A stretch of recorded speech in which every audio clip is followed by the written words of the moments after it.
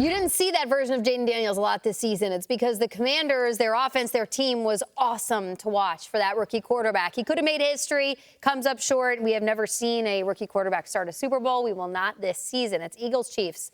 But let's take a minute and look at what Washington was able to accomplish. Or, Peter, if you want to go the other direction with the Eagles, you can, but we got some time to spend here with Washington where the future is really bright at the quarterback spot. I think this was a really cool ride and a really special team, but I do think they are going to be everybody's bandwagon squad going into next year because, for good reason, they have huge salary cap availability where they can actually bring in more skill position players in a year that has a lot of attractive free agents at wide receiver and tight end. You also mentioned that Jaden Daniels he played well yesterday. Like, they turned the ball over a bunch. Jaden Daniels was great yesterday. If you're a Commanders fan, life is good. One more note. Cliff Kingsbury and Daniels had this incredible connection. Cliff did not interview for any of these jobs. He wasn't asked to interview for some. And the ones that did, he said, I'm going to wait until after our season. Well, their season went into basically February, and those jobs are filled. So he's coming back.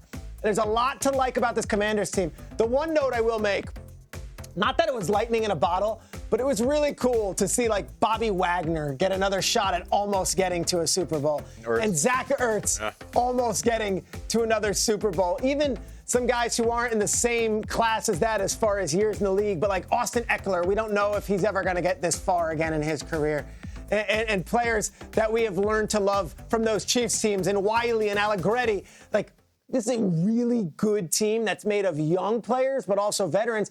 But I think with the way that Adam Peters built this thing this year and the salary cap room they have going into next year, they're going to be an attractive free agent destination. Okay. They will be better on paper next year. Now, can they catch that lightning in a bottle and win all those Hail Mary games and the walk-offs? I don't know. It's really hard to be great 2 years in a row and you're one of these upstart teams. But they will have a better roster. I think a lot of free agents are going to want to play there, and they're going to spend money in the offseason. I completely agree with you, and I know so because of Dan Quinn. And I know we're going to talk about the salary cap for the Washington Commanders. I know we're going to talk about the new leadership and the ownership and, you know, how you have the blend between young players and veteran players.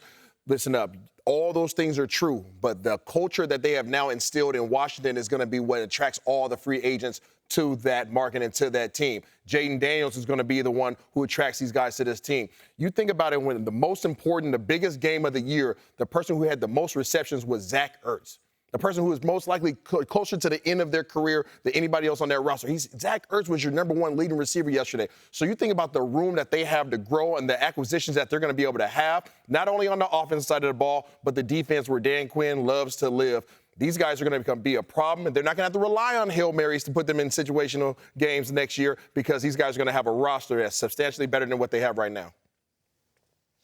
You know, it was reported during the game that they had Dan Quinn's pregame message to the Commanders, and it really fired me up. And it's just like perfect coaching rhetoric. Dan Quinn's message was that, guys, we're not playing with house money. We're playing for rent money. And rent is due. And I was like, yeah, Rinaldi delivered it so well, right?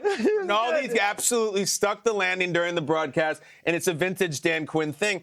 And, you know, I'm tempted to say, it's coach talk. You were playing with house money, and you know it. You got this crazy run. Fine, the season is over. But I'm always reminded this time of year that there is a great myth in the NFL, and that myth is, as a young, great quarterback, you'll get yours eventually. You'll be back. That's nonsense, guys. To say that the Jaden Daniels Commanders will be some sort of mainstay late in the playoffs is naive. It's very naive. It happens all the time. I remember a few years ago, this heartbreaking loss in the Super Bowl for Joe Burrow. Oh, someone of his talent, he'll be back. Will he? I don't know. You don't know. Even somebody, you know, last year, Brock Purdy loses in overtime, and it's like, well, you're part of that 49ers machine. Are you sure, Brock Purdy? When you get a shot, you cash it in. It doesn't matter if you're a rookie or in your 20th season. Look, I'll go further back, a guy who actually won one. Aaron Rodgers is standing on the podium with Clay Matthews and a heavyweight belt as the confetti falls, and it's like, how many will Rodgers win? He never even got back to the game, and it's probably the most talented quarterback ever. And before him was Marino.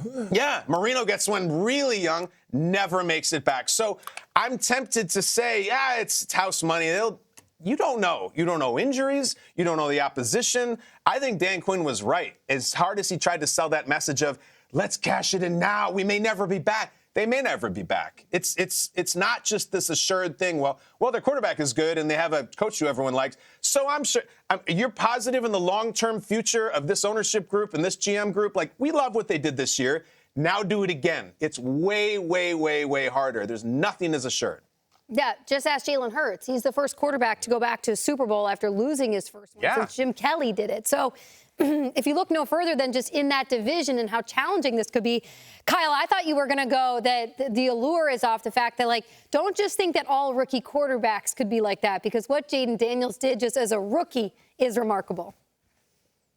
Oh, it is remarkable. And, you know, Jamie brought up, like, one of my favorite things. There's a streak that people love on the internet that if you lose your first Super Bowl as quarterback, you will never make it back. Now, the first person to do it after Jim Kelly, it started with Stan Humphries in 1994.